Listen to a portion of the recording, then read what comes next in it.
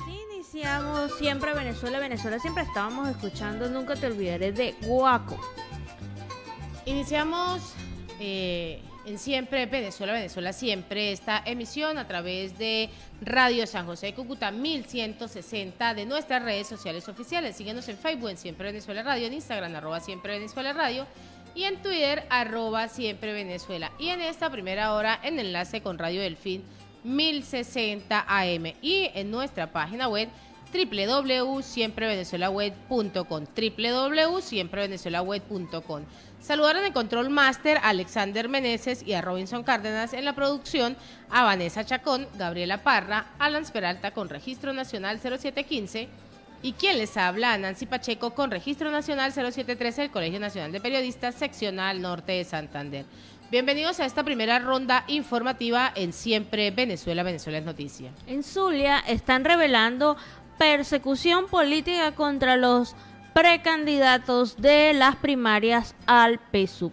Omar Prieto, quien está actualmente como gobernador del estado Zulia, reveló que ha recibido denuncias de presiones en contra de precandidatos de las primarias del PSUV en algunos municipios de la entidad occidental. En su programa diario que lleva por radio y televisión, Prieto informó que la Comisión Electoral decidió hacer seguimiento especial a 4 municipios, Costa Oriental y de la zona del Perijá, reseñó el gobernador. Por ahí tengo información, dice él, de 2 municipios por allá por la costa oriental del lago. Habla con unos precandidatos asustados porque existe una persecución. Entonces, ¿cómo o qué esperanza va a tener la oposición de ir a preliminares o de ir a elecciones primarias o de exponer cuáles serían los candidatos si dentro de las mismas filas del Partido Rojo Rojito se están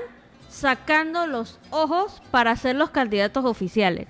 Tú dices, si eres rojo rojito me quiero lanzar. Sobre todo lo denuncia el propio gobernador del estado Zulia, quien es de las filas de la administración de Nicolás Maduro. O sea, no lo está diciendo absolutamente nadie más, lo está diciendo un dirigente de las filas rojas rojitas. Y si eso es así, para el que está, o el partido de turno, o el partido que está, el gobierno, ¿qué quedará para la oposición para poder tener sus candidatos? Muy mal pie para estas elecciones, realmente. Ya se ve, ya se pinta, no de rojito rojito como dice Gaby, ¿no? Ya tiene otro color, ya tiene otro matiz, así como está llegando el agua en Venezuela, de otro color. Y en otro orden informativo, pacientes del oncológico Luis Racetti han protestado por la falta de los resultados en los exámenes y esos exámenes de biopsias. Pues las manifestantes han indicado que la falta de entrega de estos resultados de los exámenes no es el único problema que se viene enfrentando, pues han señalado que el centro de salud se encuentra en unas condiciones totalmente inadecuadas. Estos pacientes oncológicos del hospital Luis Racetti en Caracas han protestado por esta situación tan compleja que se presenta y lo han hecho en las afueras del centro de salud, reclamando esta falta de exámenes que se viene presentando. Los manifestantes denunciaron que llevan entre 4 y 6 meses sin recibir los resultados de biopsia. Esto es condenarlos a la muerte. Las biopsias identifican qué tipo de patología tienen, qué tipo de tratamiento requieren. Y si está demorándose entre 4 y 6 meses por la negligencia que el gobierno de facto tiene, pues está condenando a la población a morir. Han señalado también que conocen que las dificultades del sector salud y son unas dificultades totalmente adversas. Los directivos del centro de salud deben buscar soluciones para los pacientes para que ellos puedan obtener este tipo de resultados. También añadieron que la falta de entregas de resultados de estas biopsias no es el único problema que se viene manifestando ahí en el hospital Luis Racetti. También se encuentra en unas condiciones totalmente inadecuadas. Los pacientes han manifestado ante esta situación, hay daños activos y pues se deben realizar acciones en bien de esa población que está requiriendo esos exámenes, de esos pacientes oncológicos que, como bien sabemos, si no tienen los resultados de esas biopsias, su salud va a empeorar aún más. Claro que sí. Bueno, es lamentable esta situación. Y en otro orden de ideas, asegura asegura un medio digital que las investigaciones, en el caso Maduro, que se lleva el proceso en la Corte Penal Internacional, no se ha detenido. Han corrido en las últimas horas este rumor extraoficial de que el caso estaba detenido, de que no se está haciendo, no se está avanzando, y esto sale a ser desmentido. Las investigaciones de la Corte Penal Internacional es un proceso que lleva desde el 2018, no es un tema de hace 2 días. Funcionarios de la Corte ahondan sobre abusos relacionados con las protestas del 2017 y aunado a eso con los más de 300 presos políticos.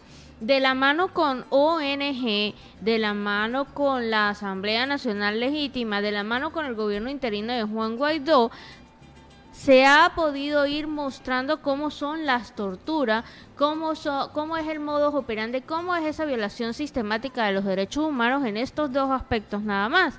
Entonces, el próximo pronunciamiento del CPI podría y va a ser, porque así se espera, que Nicolás Maduro va a ser el primer presidente latinoamericano en ser investigado internacionalmente. La OEA, la Organización de Estados Americanos, y el Grupo de Lima forma parte también del respaldo internacional que tiene esta causa.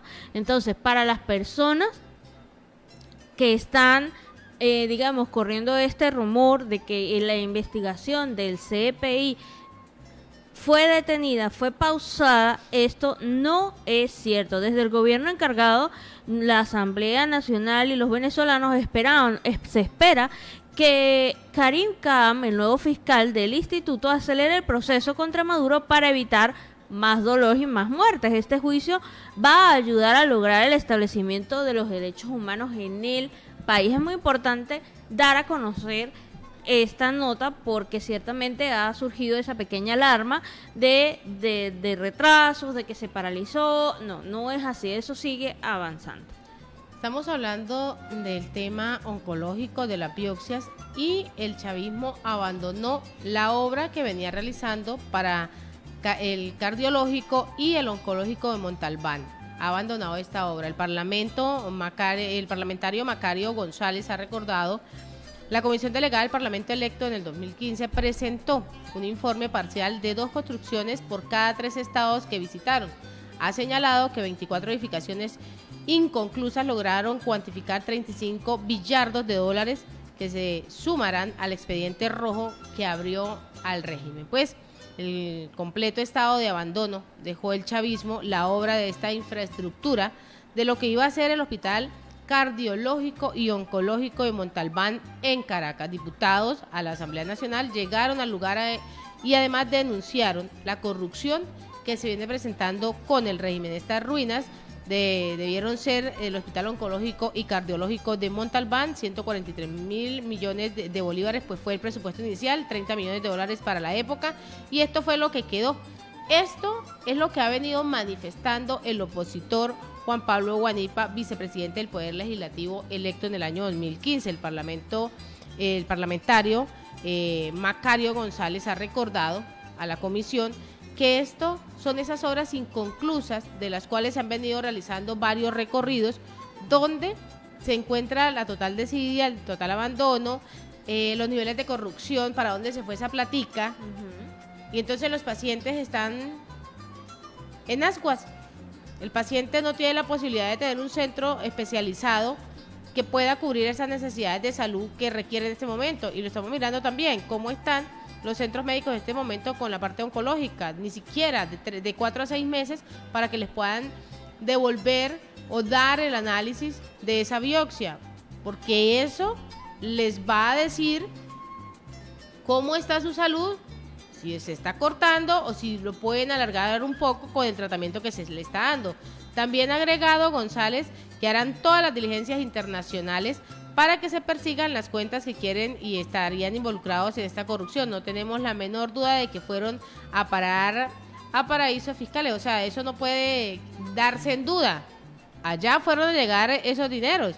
¿En cuentas de quién? En cuentas personales. ¿De quién? No sabemos. Pero de que esos dineros se fueron a esos paraísos para fiscales, Indiscutiblemente es lo que sucede con los niveles de corrupción cuando las obras quedan inconclusas. Y en Siempre Venezuela, Venezuela Siempre, vamos con el primer reporte de nuestro corresponsal Carlos Uzcategui, El Miura. Saludos cordiales, una feliz tarde para todos desde Barrancas, departamento de La Guajira. Carlos Uzcategui, El Miura, para el programa Siempre Venezuela, Venezuela Siempre, transmitido por Radio San José de Cúcuta 1160 amplitud modulada y Radio Delfín 1060 amplitud modulada en Riohacha, capital de La Guajira. Un cordial saludo a nuestros buenos amigos Alan Peralta, Nancy Pacheco y Gabriela Parra. Por supuesto, a ese gran equipo de producción en tan prestigiosas emisoras. Miércoles, Magdalena inicia el plan piloto para certificar las etapas de vacunación contra el COVID-19.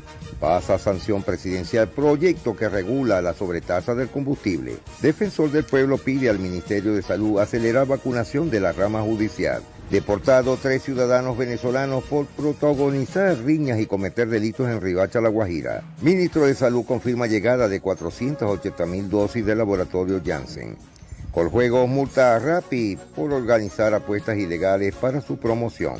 Vacunación en Colombia, más de 15 millones de dosis aplicadas. Citaron sala virtual para fallo del proceso electoral contra el gobernador de La Guajira. Ministra de la TIC confirmó su participación en el lanzamiento del Centro Digital de Juan y Medio. También estará en Carretalito, en Barranca, La Guajira. Delegación colombiana en los Juegos Olímpicos tendrá menos deportistas en Tokio. En La Guajira, entre 60 y 70 vehículos serán sometidos a revisión técnico-mecánicas antes de operar el transporte escolar. Se inicia vacunación COVID-19 en la zona rural de Riohacha. Cerca de 2.500 personas en Riohacha han obtenido su identificación. Empresa Aire rechaza agresión a contratista en la frontera colombo-venezolana de Maicao. Levantan bloqueos que mantuvo cerrada la vía que comunica Cuestecitas a Albania en La Guajira después de llegar a un acuerdo. 15 nuevas ambulancias arribaron al departamento del Cesar.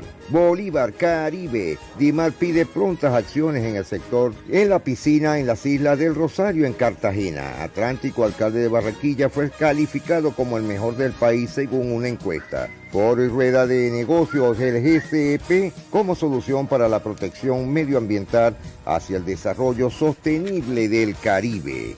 Senador Didier Lobo está hospitalizado con neumonía en Bogotá. Caribe, Bolívar. Procuraduría suspende al exalcalde de Montecristo por la apropiación indebida de 79 millones. Caribe, Cesar, cayeron 5 funcionarios del tránsito de Valledupar, vinculados al cartel del Comparendo. 2 son de La Guajira. Activan plan de contingencia para entregar alimentos a los adultos mayores en Cartagena de India. Afectado por COVID-19, falleció en Valledupar el exdirector de la Fiscalía Seccional de La Guajira, Franklin Martínez Solano. Recaudo con sobretasa la gasolina llegaría a los 2.1 billones anuales. Madre e hija indígena fallecieron al caer en campo minado en Murindó. Colombia enfrentará con su vallenato y su mayor desafío a la samba brasileña. Rigoberto Urán motivado para afrontar su 8º Tour de Francia. Ciguarro Jazz cumple 20 años en Medellín. Empezó el Colombia Inside Out, foro para la inversión extranjera en el país. Más de 200.000 pesos costará la vacuna para los privados en Colombia. Es injusto asumir que perseguíamos a la Corte Suprema, lo dice el expresidente Álvaro Uribe Vélez. FENALCO pide a la Fiscalía que declare el comercio como víctima del paro. Al gremio médico le preocupa la escasez de medicamentos. 1.500 cilindros explotaron en la planta de gas en Santander. El hambre le está pasando factura a los migrantes venezolanos. Presupuesto general del 2022 se radicaría en la última semana de julio. La próxima semana se iniciará la construcción del Centro Cultural de la Música Vallenata, un debate de casi 139.000 millones de pesos.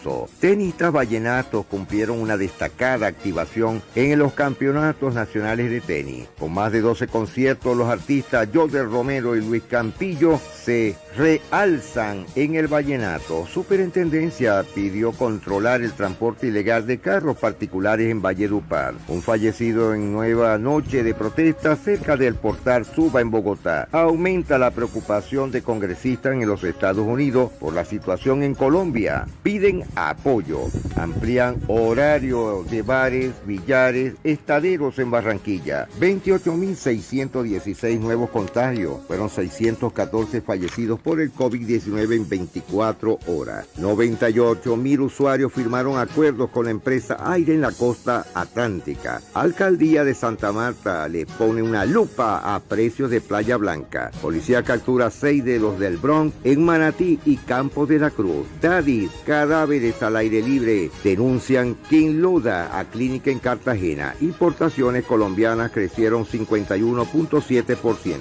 5 nuevos drones para vigilancia aérea en Barranquilla. DIMAR advirtió sobre construcción de bar sobre los corales en Isla del Rosario. Ministerio de Comercio y Banco del lanzan línea de crédito para proyectos sostenibles. Vuelve la música y poesía al Teatro Amira de la Rosa. Maquinaria moderna para los pequeños agricultores de los campesinos del Atlántico de Campo La Cruz, Luruaco, Repelón, Sabana Larga y Santa Lucía. Nuevo centro de acogida noche para habitantes de calle en el barrio San Roque, inaugurado por el alcalde Jaime Pumarejo para 200 personas. Zona portuaria movió más de 5 millones de toneladas de carga. ASO Portuaria afirma que es una cifra récord en la costa. Shakira en la portada de la revista Vogue Latinoamérica en el mes de julio. Desarticulan red de trata de mujeres con tentáculos en Colombia y en España. Estudiantes proponen proyectos para generar agua y energía en La Guajira. Se inician asesorías para poner en marcha el acueducto de Camarones. Jóvenes migrantes venezolanos son autores del documental Trocha, Tierra de Nadie. Jóvenes conciliadores de La Guajira se integran con migrantes venezolanos. Maicao es una vitrina de técnico y exportación de jugadores del fútbol. Caribe Magdalena inmovilizan 10 vehículos por participar en piques ilegales en Santa Marta. En Cayabuque, mercante de bandera de Hong Kong en el canal de acceso en el puerto de Barranquilla. Por primera vez en 200 años, Iván Duque Márquez presidió el Consejo Nacional de Veteranos. El golfista Juan Sebastián Muñoz es el cupo 55 de Colombia, rumbo a Tokio. Nueva alerta, la variante Delta podría llegar a Colombia. María Camila Osorio buscará entrar al cuadro principal de Wimbledon. Palenque enfrenta retos ambientales de trascendencia en la costa. Siembran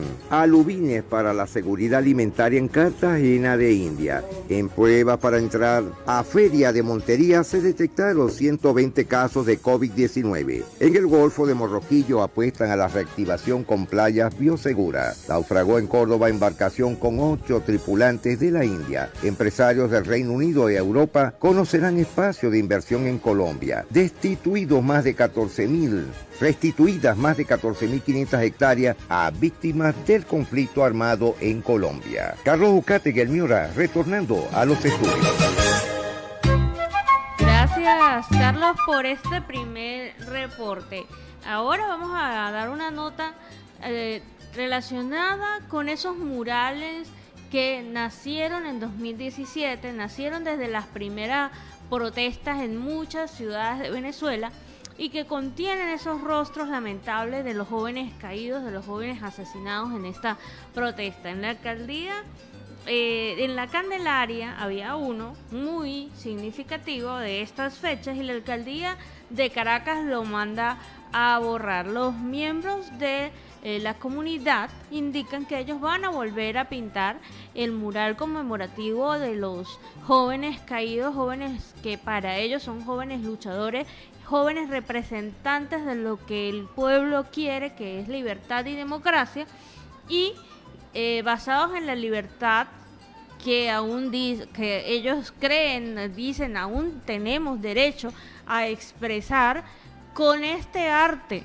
un memorial, un tributo, un recuerdo a esos jóvenes.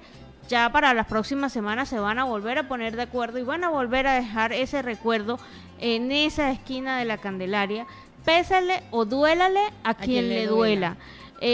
No pretendan tapar la historia simplemente tapando un mural. Esto lo que hace es levantar más mecha, esto es lo que hace nuevamente poner a estos acontecimientos sobre la luz, sobre la comunidad pública, sobre la opinión pública, y no ganan nada. Dejen que su comunidad rinda tributo a quienes ellos crean que merecen este tributo. Y en Siempre Venezuela, Venezuela Siempre, vamos a una pausa comercial y musical. Ya regresamos. Y así iniciamos esta segunda media hora de programa con Tú Me Tienes, Gustavo, Elis y Reiker.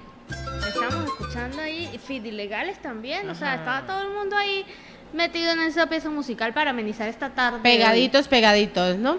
Un tema bien chévere, bien movidito. En esta tarde informativa acá en Siempre Venezuela, Venezuela Siempre es Noticia, a través del dial 1160 Radio San José de Cúcuta y en este enlace con Radio Delfín 1060 AM. Y presentando plan de vacunación para cubrir el 70% de la población este año 2021, a criterio del grupo de expertos de infectología y epidemiología que contribuyó al diseño del Plan Nacional de Vacunación COVID-19. El plan debe basarse en estrategias totalmente inclusivas, eficientes, transparentes, confiables y además equitativas. Pues este plan y esta meta es poder cerrar el año 2021 con el 70% de la población venezolana vacunada, aproximadamente 22,8 millones de personas, dijo el infectólogo Julio Castro al presentar las acciones para el desarrollo efectivo del Plan Nacional para la introducción y despliegue de la vacuna contra el COVID-19, cuyo objetivo central es alcanzar altas coberturas de vacunación en todos los grupos priorizados. La propuesta pues nace del grupo de médicos que conforman la mesa técnica y de eso hemos venido hablando. Esa mesa técnica se realizó en el día de ayer, donde grupo de especialistas, el doctor Julio Castro, médico infectólogo, profesor del Instituto de Medicina Tropical de la Facultad de Medicina de la UCB, el doctor Unidades Urbina, pediatra intensivista y miembro de la Academia Nacional de Medicina, la doctora María Graciela López, infectóloga pediatra y presidenta de la Sociedad Venezolana de Infectología, el doctor Enrique López Loyo, presidente de la Academia Nacional de Medicina, y el doctor Luis Echezuria, pediatra, epidemiólogo, profesor de la Universidad Central de Venezuela y miembro de la Sociedad Venezolana de Infectología, y el doctor Alejandro Rizquez, pediatra, epidemiólogo, profesor de la Facultad de Medicina de la UCB y jefe del Departamento de Medicina Preventiva y Social. Estos médicos fueron los que se reunieron en el día de ayer para formar este plan de vacunación, para dar como objetivo este plan de vacunación de ese 70% de la población que se requiere tener vacunada a finales de este año. Y este plan de vacunación debería contemplarse en 3 etapas definitivas de acuerdo con la disponibilidad de las vacunas y la priorización de riesgo. La fase 1 debe incluir el personal de salud, a los mayores de 60 años y a los adultos de 19 a 59 años, pero que tienen una comorbilidad. Esto es lo que ha venido explicando el infectólogo Castro. En la fase 2 se propone atender a las personas con condiciones de vulnerabilidad, como lo son los indígenas, los privados de libertad, los cuerpos de seguridad, entre otros. Y en una tercera fase abarcaría el resto de la población comprendida entre las edades de 19 y 59 años. Sin número exacto de vacunados, el equipo de especialistas de la salud han señalado que hasta junio se habrían vacunado aproximadamente a 375,000 personas. Aclararon que no existe una vocería oficial que precise el número exacto de personas vacunadas. Asimismo, ellos también, en medio de esa mesa de trabajo realizada el día de ayer, destacaron que urge la implementación de un plan efectivo para evitar más muertes ocasionadas por las complicaciones referidas al COVID-19. Para vacunar este 70% de la población, que es la que siempre hemos venido hablando y que la Organización Mundial de la Salud está diciendo, en el momento en que se inicia la vacunación, en que se inicia ese plan de vacunación, pues usted va a tener el 70% de la población vacunada de inmunización. Este 70% de la población nacional necesitaría aplicar 381,160 dosis diarias en Venezuela entre los meses de julio y diciembre. Esto lo han venido ellos explicando. 381,160 dosis diarias. Acuérdense que la vacunación está en 2 fases. Tiene 2 procesos. Entonces, A los 21 días, si hoy me aplican la vacuna, 21 días después deben aplicarme la segunda dosis. Quiere decir que los lotes de vacunación que llegan no vienen para si enviaron 1 millón de vacunas, pues quiere decir que eso va a la mitad porque es la doble dosis. Lo ideal para el país sería vacunar a 24 millones de personas en los próximos 6 meses. Para llegar a esa meta, pues urge tener unos centros de vacunación combinados entre los más grandes y acondicionados para atender a más venezolanos. La clave está en tener separados a quienes van a vacunarse y quienes tienen síntomas y evitar ese tipo de contagios. Todo esto, aunado a todo esto, ellos buscan algo, que este plan de vacunación, Gabriela y audiencia, sea un plan de vacunación con transparencia, a criterio del grupo de expertos de infectología y de epidemiólogos, que contribuye a este diseño del Plan Nacional de Vacunación COVID-19. El plan debe basarse estratégicamente, eficiente, transparente, confiable y además equitativamente.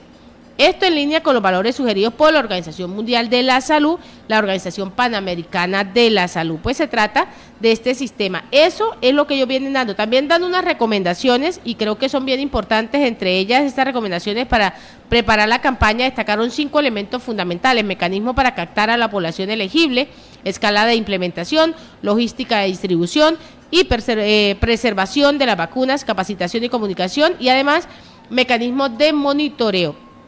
Esa es la propuesta que han venido desarrollando y que se va a seguir desarrollando para que se pueda lograr, Gabriela, audiencia, ese 70% que se busca hasta diciembre. No, como lo venía diciendo el presidente en la semana anterior, que el plan de vacunación, que se tiene un plan, según él, se tiene un plan de vacunación y que para el mes de agosto se iba a tener vacunado al 70% de la población. Eso es absurdo, porque si apenas llevamos un 2% de vacunación, de vacunados, de inmunizados, pues lamentablemente no vamos a lograr a agosto la fecha. Este plan de vacunación que está dando el grupo de especialistas, pues muestra la verdadera realidad de lo que está sucediendo. Así es, extraoficialmente, en otro orden de ideas, extraoficialmente abrirán las fronteras de Curazao, Aruba y Bonaire con transporte directo entre Venezuela. Se espera que en los próximos días las autoridades anuncien oficialmente la reanudación de intercambio entre Caracas y las islas caribeñas neerlandesas. Tras la crisis diplomática desde febrero del 2019, pues estas fronteras, este tránsito permanece cerrado. La reactivación del flujo comercial y la posibilidad de un plan de vacunación están sobre la mesa según las fuentes oficiales. Si de nada vale ponerle puertas al campo, mucho menos sirve levantar un muro en el mar. Así lo expresaba uno de los miembros de estas islas. Luego de permanecer cerrada por más de 2 años, se espera que en los próximos días las autoridades anuncien la apertura de la frontera entre Venezuela y las islas ABC, como se conoce, que sería Curazao, Aruba y Bonaire, informa fuentes extraoficiales. Esto traería, están por abrirse nuevamente el transporte directo, deben anunciar este cambio en el tema de si permanece abierto o permanece cerrado, debería indicarse antes del 30 de junio y esto sería un cambio a lo ya expresado, que este cierre se lleva hasta septiembre. Entonces, bueno, una buena noticia para las personas que viven en la isla y para las personas que necesitan ir a la isla a pues seguir con la vida económica y todo siga transcurriendo normalmente.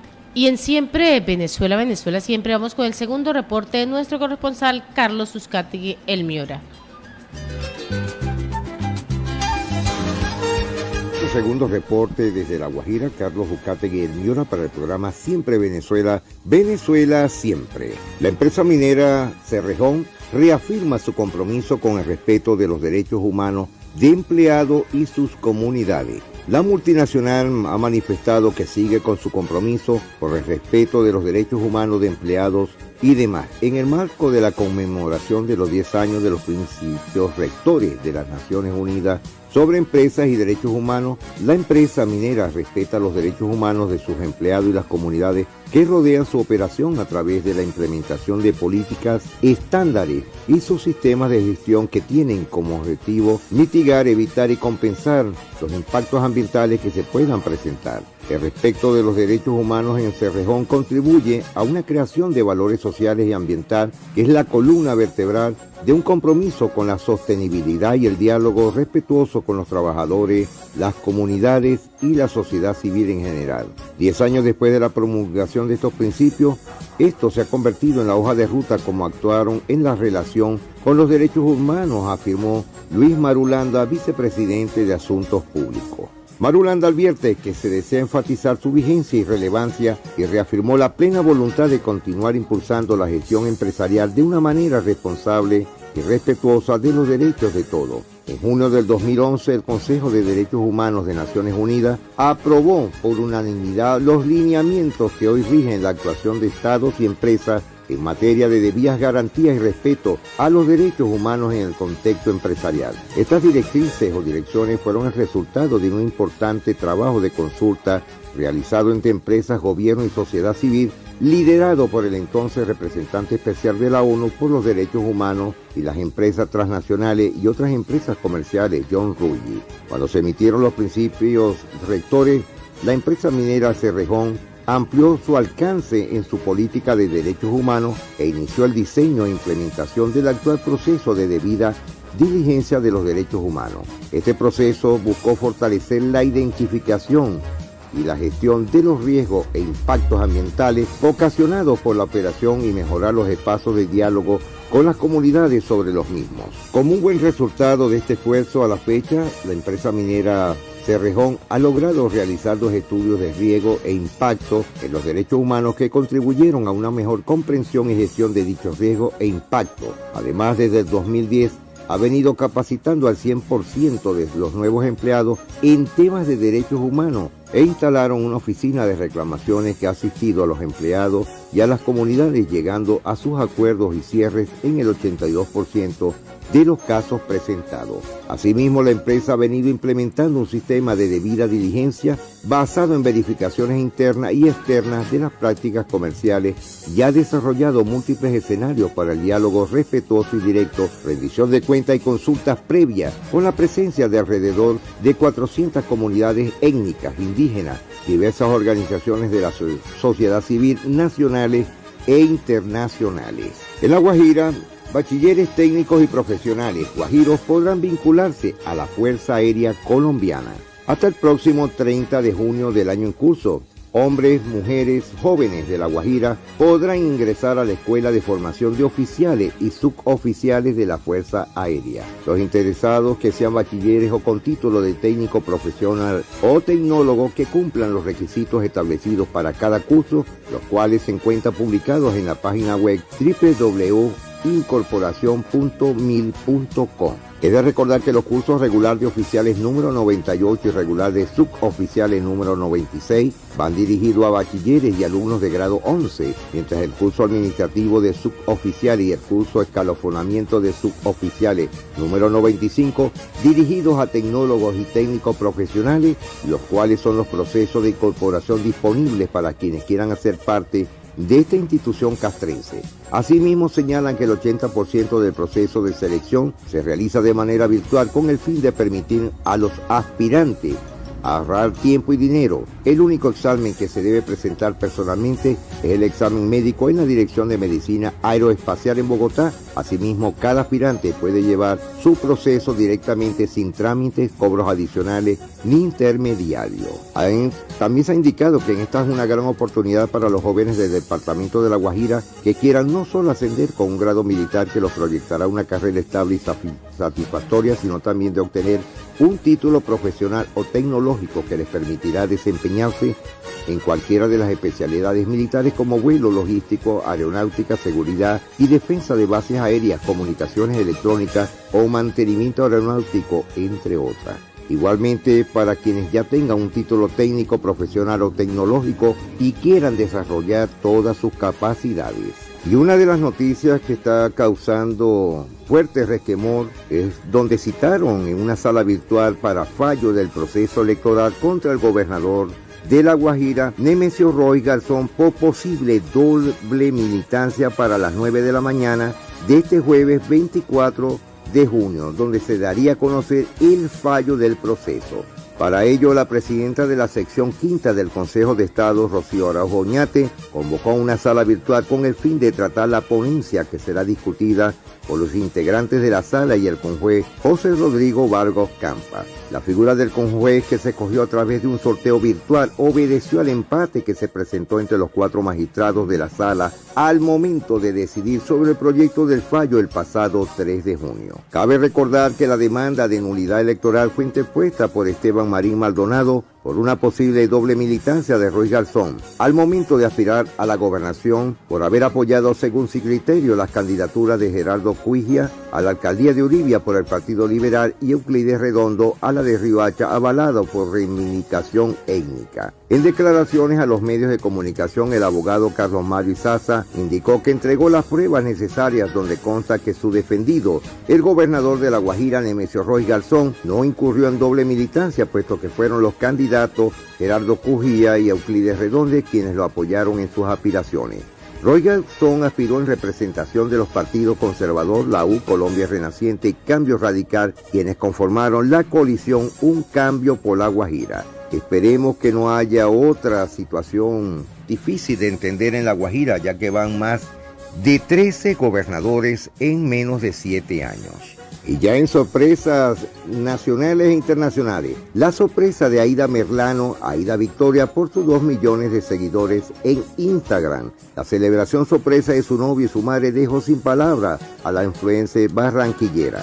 Olga Lucía Ramírez asume en encargo la dirección de la Aerocivil. Y ya para finalizar, Colombia le contradice a Michelle Bachelet. Muertos en protesta no son 54, sino 24. Carlos Ucategui, el Miura, retornando a los estudios. Y mil bendiciones para todos. Hasta mañana. Gracias, Carlos, por tu reporte. En otras noticias, Asamblea Nacional del Chavismo mueve sus hilos para instalar el Estado comunal. Lo habíamos venido advirtiendo en unas semanas anteriores. Y dice, la Asamblea Nacional, adepta a Nicolás Maduro, difirió este martes la segunda discusión del proyecto de ley de ciudades comunales, donde se puso en evidencia una vez más las desventajas de la oposición frente al chavismo en el Parlamento. El diputado oficialista Luis Marcano aprovechó su derecho de palabra para vapulear a quienes disienten de las políticas del régimen de Nicolás Maduro. A su juicio, la tolda opositora no asume por vergüenza el proyecto que dijo quiere realmente la oposición para Venezuela. Negó que este instrumento contemple violar facultades de las instituciones establecidas. Él se refiere a lo que son las gobernaciones y las alcaldías, por lo que emplazó a la bancada contraria a estudiar y leer las leyes propuestas. En la misma línea, la parlamentaria Blanca Couto ratificó lo dicho por Marcano. Hablamos de un plan de la patria que es una ley de la República. Usó como alegato que la impuesta Asamblea Constituyente fue quien dio luz verde a este instrumento. Por su parte, Hernán Escarrá aseguró que dicho proyecto de ley se encuentra dentro del plan de la patria propuesto por Hugo Chávez. Hagamos memoria, plan de la patria que ya fue sometido a votación y que ya fue rechazado. Siguen, luego en el siguiente bloque vamos a hacer un pequeño análisis de qué pasa del otro lado de esa bancada opositora, qué opinan respecto a este proyecto de ley. De momento, a esta hora vamos a una pausa comercial y musical. Pero queremos agradecer en esta primera hora la participación de Radio Delfín 1060 AM, en el control máster a Robinson Cárdenas y a nuestro corresponsal Carlos Uzcategui. Ya regresamos. Y así con este tema, no pude quitarte las espinas de la decisión vallenata. Iniciamos esta segunda hora en Siempre Venezuela, Venezuela Siempre es Noticia, a través del dial 1160 Radio San José de Cúcuta, de nuestras redes sociales oficiales, en Facebook Siempre Venezuela Radio, en Instagram @Siempre Venezuela Radio y en Twitter @Siempre Venezuela, y en la página web www.siemprevenezuela web. Y en este triple enlace con La Voz de la Gran Colombia 1400 AM y Aruba Estéreo 91.5 FM. Saludar en el control máster al señor Víctor Márquez de La Voz de la Gran Colombia. Y tenemos como invitado el día de hoy en Siempre Venezuela, Venezuela Siempre, al empresario investigador farmacéutico Raimundo Santamarta. Bienvenido a Siempre Venezuela, Venezuela Siempre. Muy buenas tardes. Buenas tardes, Nancy. Gusto en saludarte a ti y a tu audiencia. ¿Me escucho? ¿Se oye bien?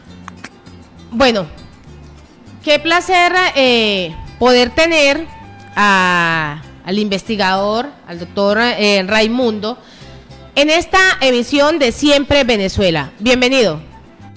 Buenas tardes, Nancy. ¿Me escuchas? Ahora sí, ya te escucho. Perfecto. Iniciamos con un tema bien importante y es ese tema de migración, ese proceso migratorio que se presentó cuando sale de Venezuela. Bueno, lo existente en Venezuela ya ni siquiera es una crisis migratoria, es una crisis de refugiados, ya lo que hay aquí, porque hemos salido tantos de Venezuela por las diferentes razones que nos han obligado el antiguo gobierno de Hugo Chávez y ahora de Maduro, de acuerdo a las circunstancias que han prevalecido en el país desde el punto de vista social, político y económico, pues ha obligado a tener que emigrar, y en los actuales momentos, hasta el mes de mayo, habían reportado unos 7 millones de personas ya afuera. Inicialmente, entre el 2005 y 2008, salieron numerosos empresarios y después de haberse iniciado la persecución política, no sin antes en el año 2003, cuando se despidieron al estilo árbitro de fútbol, sacar del campo a unos 20.000 trabajadores de la industria petrolera, y ahí empezó el éxodo venezolano al exterior, hasta consumarse en este momento con la pérdida de unos 7 millones de personas que han salido del país. Hecho muy triste, muy doloroso y muy difícil, pero bueno, aquí estamos todos trabajando desde afuera con el interés de volver al país en su debido momento, y creo que muchos lo vamos a hacer. Ese trabajo que viene realizando Raimundo para poder mostrarle a Venezuela y al gobierno, a este gobierno de facto, a este gobierno que ha entregado absolutamente todo y que ha dejado salir casi 7 millones de migrantes venezolanos que trabajan y que algunos tienen pensado no regresar, pero quienes están trabajando fuertemente quieren reconstruir nuevamente a Venezuela. Toca un tema bien importante y es ese tema, como investigador farmacéutico, el tema del COVID-19, de la pandemia que es a nivel mundial, pero en Venezuela el gobierno, con este estado fallido, no ha permitido que se realice la vacunación y la inmunización como debe ser. ¿Cómo califica usted esta actitud del gobierno? Cualquier calificativo que se le dé queda corto para la actitud y la acción que acomete el gobierno en no facilitar las condiciones para la vacunación, ya no solamente en el hecho de no adquirir las vacunas el gobierno por la crisis económica que pueda tener. Lo peor es que tampoco permite que el sector privado las importe y puedan iniciar un proceso de vacunación, en lo cual, bueno, entiendo que muchísimas empresas o personas particulares o organizaciones que se involucran en esto, es muy factible que busquen altas ganancias con esto. Pero bueno, en cualquiera de los casos, el tema es que haya disponible la vacuna, y el gobierno no ha hecho lo suficientemente o lo necesario para que esto esté disponible. Y siempre basándose en argumentos de que si le tienen controlados los fondos internacionales o este tipo de excusas que está dando, pero la situación grave es que están falleciendo muchísimos ciudadanos venezolanos por esta situación. En medio de todo este proceso se ha creado, a través de las diferentes investigaciones que usted ha venido realizando, algún tipo de accionar diferente para Venezuela, para poder salir de esta crisis. Bueno, yo no estoy metido en el campo político. Mi campo es la investigación farmacéutica, temas de salud, pero no estoy directamente involucrado en acciones de tipo política de ninguna manera. Me baso en la parte de salud, que es lo que he hecho durante 44 años, donde en Venezuela tenía una planta farmacéutica muy grande, suplíamos un importante porcentaje del arsenal terapéutico de todos los programas de salud del país. Y en eso, cuando llegué a Estados Unidos, pues seguí en la misma tónica, en la fabricación de medicamentos, desarrollando aquí una planta también que finalmente terminó fabricando productos nutracéuticos que tienen que ver casualmente con la COVID, o sea, para la inhibición de la replicación viral, en la cual hemos lanzado al mercado productos muy exitosos para esto. En medio de esos procesos, Raimundo, de esos procesos de investigativos que viene realizando junto con su equipo para poder tratar el tema del COVID-19, ¿cuáles son esos productos o cuál es ese tratamiento que usted cree como investigador se puede implementar con una factibilidad importante en Venezuela, estando como está en este momento? Actualmente el producto como tal está llegando a Venezuela y está salvando muchas vidas. Hay testimonios y hay hechos concretos, inclusive de ancianatos, donde hay grupos de personas que han estado en fase terminal y cuando ha llegado este producto que se les ha dotado, se ha parado la morbilidad y la muerte de esas personas, de modo tal que sí se ha logrado un éxito en él. El problema que hay es la facilidad de la importación y el costo como tal que tiene el producto. Luego, otro tema importante aquí es la dificultad del pago de las exportaciones que se hacen, por cuanto hay el control de cambio y hay la dificultad cambiaria como tal para realizar los trámites por la vía ordinaria ilegal, de modo tal que esto complica que el producto pueda llegar a Venezuela de una forma masiva y que se pueda hacer inclusive todo lo que es el trabajo de promoción, de difusión, de visita médica y poder educar a la población de galenos, de médicos, para que sepan de qué se trata el producto y puedan recomendarlo. Usted, en medio de la entrevista, realizaba una acotación. Tenía su empresa en Venezuela, trabaja ahora en España y en medio de todo ese proceso de este gobierno que no ha permitido seguir trabajando, ha venido y realizó un proceso de arbitraje contra el régimen de Nicolás Maduro. En medio de ese proceso, ¿se ha logrado y se logró esa indemnización que tanto se buscaba? No, ese proceso está en este momento en las Cortes Internacionales, en un arbitraje, como bien lo ha dicho usted, y eso está por definirse todavía. No obstante, las condiciones y las características, como hicieron la expropiación, sin la debida legalidad, sin los debidos pasos de la legalidad, ni pago tampoco, pues es lo que ha traído casualmente que se levante un arbitraje internacional que está pendiente el juicio y que de un momento a otro saldrá y en el cual la República de Venezuela pues tendrá que afrontar, sea en el gobierno de Nicolás Maduro o sea en el gobierno de cualquier presidente, la indemnización de todos los daños causados por este acto de ilegalidad. Finalmente, Raimundo, ¿cuál es ese mensaje que usted le envía a toda esa población migrante que ha salido y que está trabajando en bien y en pro de una sociedad? Bueno, mi mensaje básicamente es que la gran mayoría que podamos debemos de regresar al país, mucho más que llevamos la cultura del sufrimiento, de ser extranjeros en otros países, de vivir las circunstancias que vive cualquier migrante que sale a cualquier país del mundo y en la formación que han estado teniendo, que ya tiene mucho que ver con la parte de cultura a nivel de otros países, como el propio desarrollo de las actividades laborales que hayan desarrollado, pues el país los va a necesitar. Si yo a mi edad, que ya supero los 60 años con creces, pienso regresar y pienso retornar y darle a mi país mis mejores conocimientos, mis mejores experiencias previas adquiridas en el país, como las que he adquirido fuera también, pues todos esos jóvenes pueden regresar en su debido momento porque el país los va a necesitar y definitivamente tendrán gran oportunidad de poder alcanzar allí metas sobre ilusiones que se hayan forjado cuando salieron a otros países.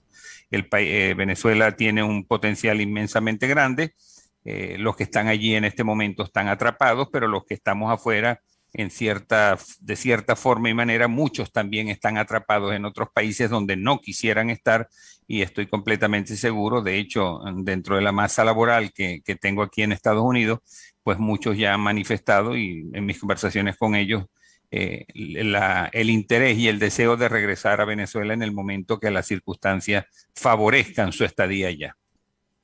Agradecerle, Raimundo, por participar en esta emisión de Siempre Venezuela, Venezuela Siempre es Noticia a través del dial 1160 Radio San José de Cúcuta. Desearle los mejores éxitos y que todo salga de la mejor manera. En nombre de Dios y la Virgen, que así sea y así será. Siempre que pongamos la mejor disposición nuestra, las mejores voluntades, pues tiene que salir definitivamente así. Muchísimas gracias, que tenga una excelente tarde. Seguimos Gracias en usted, Siempre igualmente. Venezuela, Venezuela Siempre es Noticia. Maduro acordó con el nuevo presidente iraní estrechar los lazos mutuos. Pues el pasado sábado el gobierno de Nicolás Maduro saludó la elección de Raisi y felicitó al pueblo de Irán por el desarrollo impecable, democrático y participativo de esos comicios celebrados un día antes. Pues Nicolás Maduro sostuvo en el día de hoy una conversación telefónica con el mandatario electo de Irán, el clérigo ultraconservador y jefe del Poder Judicial, Ebrahim Raisi, en el que afirmó que acordaron estrechos lazos entre estos países. Sostuvo una conversación telefónica, él mismo lo viene diciendo, con el presidente electo de la República Islámica de Irán, donde acordaron fortalecer los lazos de hermandad y cooperatividad para avanzar en la lucha conjunta contra las agresiones imperiales en contra de nuestros pueblos. Esto pues es lo que ha identificado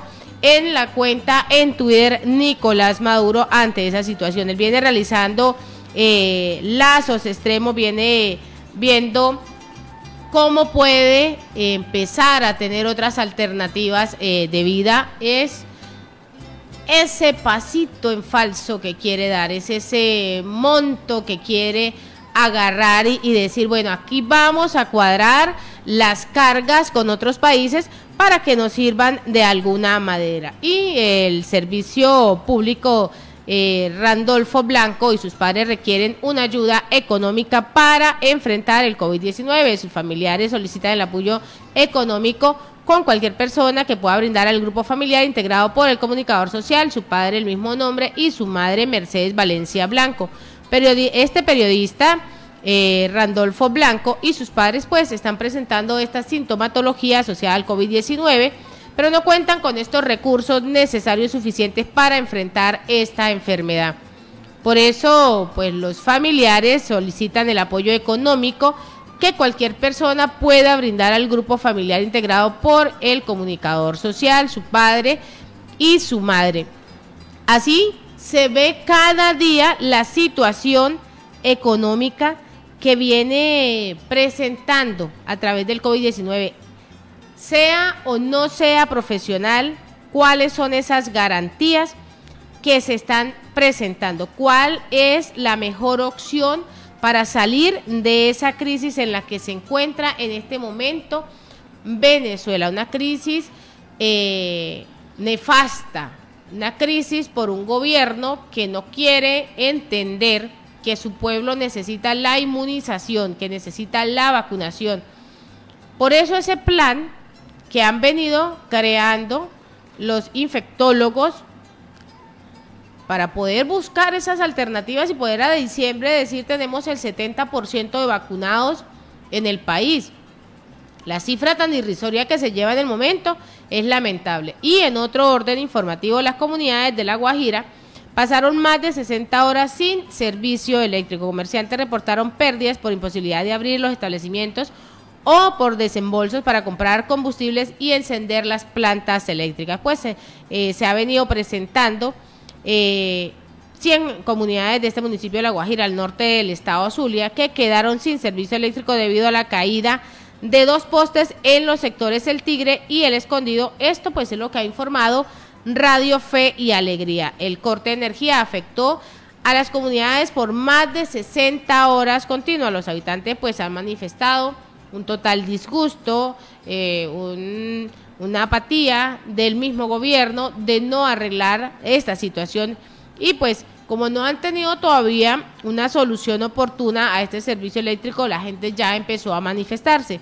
Comercios y trabajadores afectados por esta falla del servicio eléctrico pues han venido denunciando que han tenido pérdidas en víveres, alimentos, y son esos alimentos perecederos que obligatoriamente deben tener una refrigeración. Además, ha afectado a los diferentes trabajadores. De igual forma, los comercios priorizados reportaron bajas ventas, consideraron una pérdida en el día de flexibilización.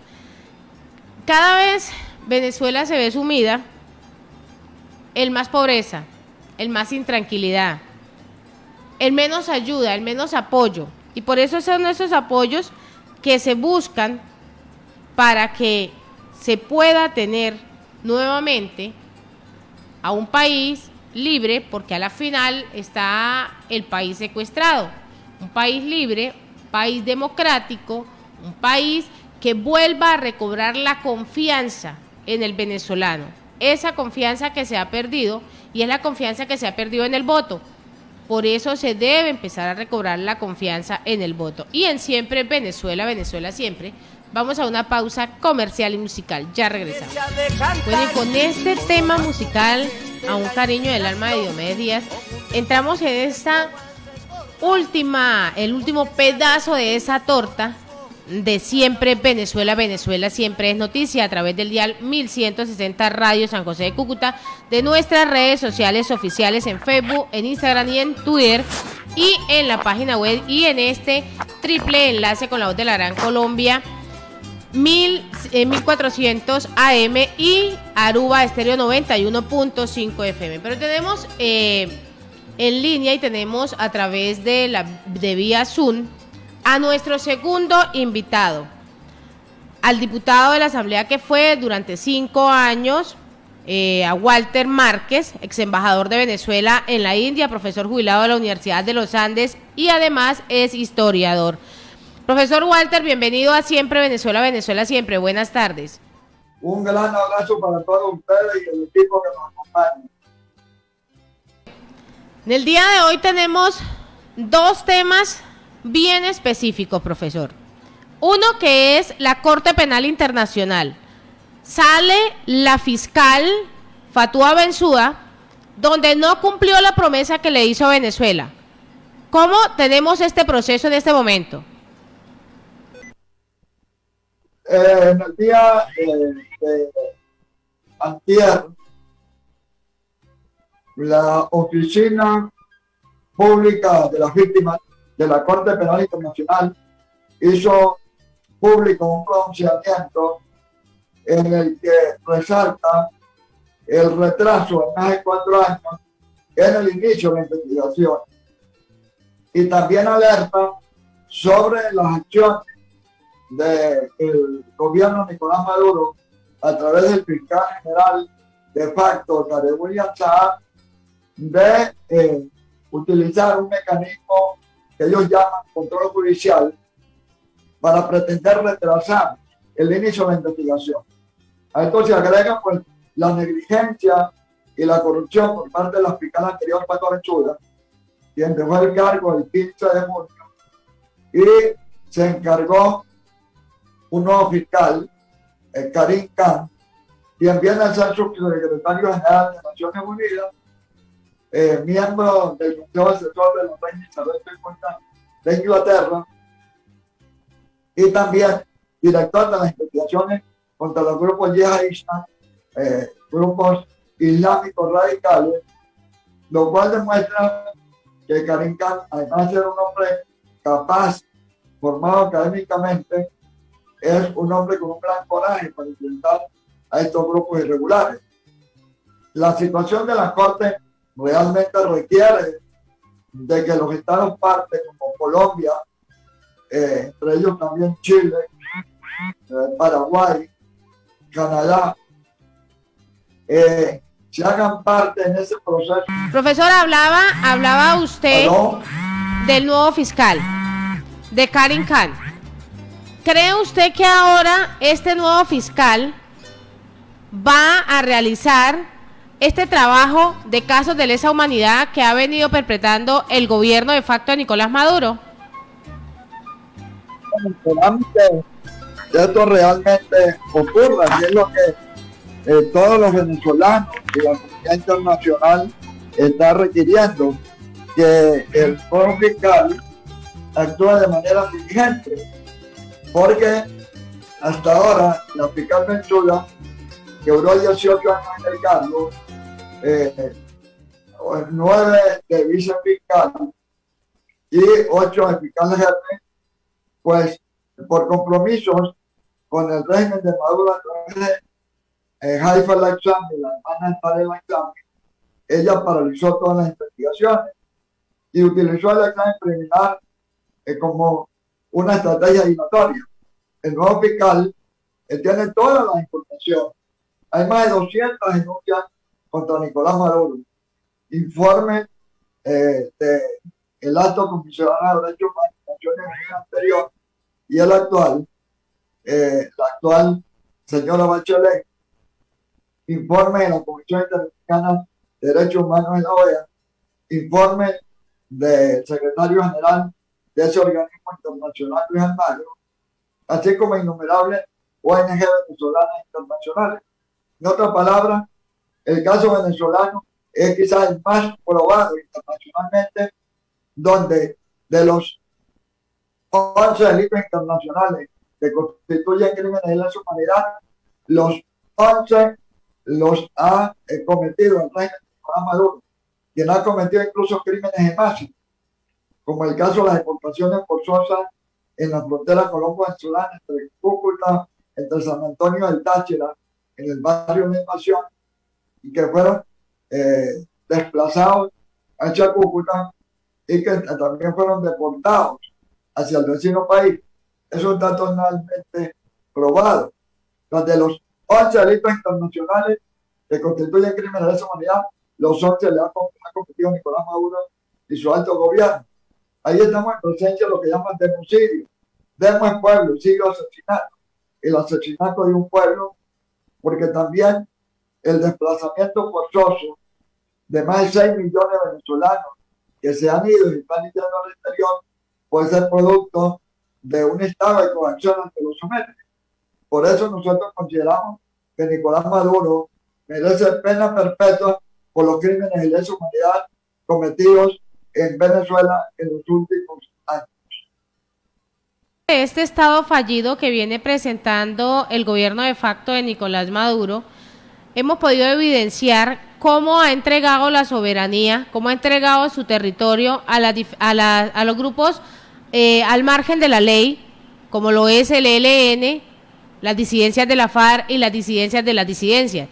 Venezuela está en este momento pasando por diferente, no crisis, sino catástrofe, y en el estado Apure se viene presentando esto, una catástrofe de derechos humanos. Ante esta situación, profesor, ¿merece la Corte Penal Internacional seguir juzgando a Nicolás Maduro y condenarlo realmente por estos casos de lesa humanidad? Lo que pasa es que lo que usted está planteando ahorita del Alto Apure y la convivencia con los helenos y especialmente con la FARC, pues allí en esa confrontación armada entre grupos irregulares como la FARC, Ejército del Pueblo, y la propia Fuerza Armada Nacional Bolivariana. Allí, en ese conflicto armado que se inició el 21 de marzo, se cometieron crímenes de guerra, porque se habían ya reactivado los acuerdos de Ginebra en 1999 y los protocolos adicionales de 1977, que obliga a la parte en conflicto, es decir, el ejército regular venezolano y las fuerzas irregulares de la FARC, a respetar a la población civil. Pero esta fue víctima de saqueo por parte del CONAS y el Grupo FAE, y también miembros de la Fuerza Armada Venezolana. De la misma forma, hubo desplazamientos forzosos hacia Colombia, al sector de Arauca y Arauquita, y también detenciones arbitrarias de más de 34 civiles que están siendo juzgados por tribunales militares violando jurisprudencia y doctrina nacional e internacional, y la detención de 5 civiles que luego fueron ejecutados, que eran prisioneros ejecutados por el grupo FAE. Estos son crímenes de guerra dentro del contexto de un conflicto armado. Es decir, Nicolás Maduro, además de ser investigado por crímenes de lesa humanidad que se han cometido en Venezuela, a eso se le agrega ahora los crímenes de lesa humanidad cometidos en el estado Apure, no solamente contra los civiles, sino contra propios militares. Las acciones de confrontación con la guerrilla de la FARC el 23 de abril en el sector La Capilla generó la muerte de más de 12 militares que fueron emboscados y fueron víctimas de un fuego cruzado entre la guerrilla y errores cometidos por la propia Fuerza Armada Nacional Bolivariana, que disparó contra su propio cuerpo élite. También el secuestro o prisioneros de guerra de 8 miembros de este cuerpo élite, y a su vez la desaparición de varios de ellos y otros heridos que lograron llegar a la población de Rojalito. Es decir, aquí tenemos dos masacres. La masacre de la Victoria Olimpiana el 25 de marzo del 2021 y la masacre de La Capilla contra militares el 23 de abril del presente año.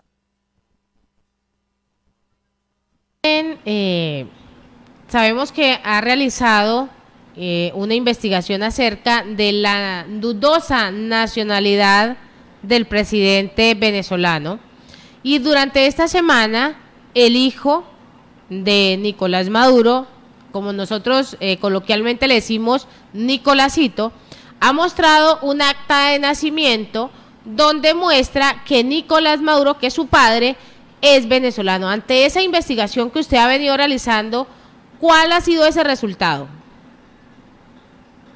Mira, la partida de nacimiento que mostró el hijo Nicolás Maduro, que ya es un nombre, allí se comprueba en la propia partida de nacimiento que mostró que su padre nació 2 años antes. Es decir, la partida de nacimiento no refleja que él fue registrado o inscrito en el registro civil meses o días después de haber nacido. Puede más de 2 años de haber nacido. ¿Cómo se explica eso? Sencillamente porque Nicolás Maduro nació en Bogotá, su padre después se trasladaron a Cúcuta, y Nicolás ya vino de casi 2 años. Duró unas semanas en Cúcuta, en el barrio Carola, cerca del terminal de pasajeros. Yo ese sector lo conozco muy bien porque ahí vivía la familia de mi abuelo paterno. Y yo visitaba esto, y cuando fui y visité la tía de Nicolás Maduro, donde él pasó mucho tiempo en vacaciones y vivió mucho tiempo con sus tías, después me di cuenta que eso era diagonal a la casa de la familia de mi mamá, que yo visitaba en niño. Además, una señora que era muy amiga, ella se llama Fanny Zambrano, prima de mi mamá, un día que yo iba para Bogotá en el aeropuerto, me dijo: Walter, no pierdas tiempo, no investigue la partida de nacimiento de Nicolás Maduro, de Nicolásito, le decía ella, ni en Caracas ni en Cúcuta. Él nació en Bogotá. Yo fui compañero de infancia, de juego, de estudio de Teresita, su mamá, y yo conozco a Nicolásito de niño. Entonces yo sí puedo dar testimonio de la verdad. Él vino de niño a Cúcuta y después siguió a Caracas. Además, la partida de nacimiento de él en Bogotá, que estaba en la notaría quinta, fue arrancada, y el índice por la M, que es Maduro Moro, también fue mutilada. Yo fui allá a investigar porque tenía la convicción y la deducción de que él había nacido en Bogotá y que en esa notaría se encontraba su partida, y cuando fui a buscarla ya la habían arrancado. No sé quién la arrancó. Arrancaron el índice y arrancaron la propia partida de nacimiento notarial. Así que yo sigo manteniendo la convicción de Nicolás Maduro es colombiano de origen, que por lo menos tiene doble nacionalidad, porque su mamá nació en Cúcuta y conseguimos copia de la partida de nacimiento, del acta de bautismo, y de que Nicolás Maduro mintió cuando en el acta de defunción de su mamá él señala que ella nació en Rubio, lo cual es falso. Yo busqué en los registros en Rubio, en los registros principales de San Cristóbal, y jamás apareció la partida de nacimiento de la mamá, porque efectivamente el original de su acta de bautismo para la época no había todavía el registro civil colombiano, sino el registro eclesiástico. Allí está la partida de nacimiento que demuestra que su mamá es cucuteña, es colombiana, y que por esa razón, de acuerdo a la Constitución colombiana, la Constitución Política de Colombia de 1991, Nicolás Maduro tiene doble nacionalidad, y la Constitución de la República Bolivariana de Venezuela, que fue incluido este artículo en la reforma o en el debate de la constituyente promovida por Cocha de Fría, la norma exige que para ser candidato presidencial o presidente de la República no puede poseer sino una sola nacionalidad, no puede poseer doble nacionalidad, y Nicolás Maduro lo posee, o bien porque él nació en Bogotá, o bien porque él es ciudadano colombiano. Pero la partida de nacimiento de Nicolás Maduro, que encontró en Nicolásito, como le llaman popularmente a su hijo, de acuerdo a un estudio del doctor Nelson Ramírez Torres, tiene vicios de ilegalidad y de forjamiento, de falsificación. No coinciden los folios. Aparece que el procurador de menores autorizó el registro extemporáneo, pero dice que es procurador de menores, y de acuerdo al Código Civil de la época, el procurador de menores no actuaba en estos casos, y tampoco se dice el nombre del procurador, que aparece el oficio del procurador. Todo eso genera gravísimas sospechas, y de acuerdo a Nelson Ramírez Torres, un abogado especialista en derecho civil, él señala que esa partida de nacimiento de Nicolás Maduro es falsa. Profesor, queremos agradecerle por participar en esta emisión de Siempre Venezuela, Venezuela Siempre. Desearle que tenga una excelente tarde. Muchísimas gracias. A usted, un abrazo para todos y bendiciones para todos. Amén. Y así, con la entrevista de el ex embajador de Venezuela, Walter Márquez, hemos finalizado esta emisión de Siempre Venezuela, Venezuela Siempre es Noticia, a través del dial 1160 Radio San José de Cúcuta, de nuestras redes sociales oficiales, y en este triple enlace con la voz de la Gran Colombia, 1400 AM y Aruba Estéreo 91.5 FM. Agradecer el control máster a Alex Meneses, al señor Víctor Márquez en la producción, a Vanessa Chacón, Gabriela Parra, Alan Peralta con Registro Nacional 0715 y quien les habló, Nancy Pacheco, con Registro Nacional 0713 del Colegio Nacional de Periodistas Seccional Norte de Santander. Hasta mañana.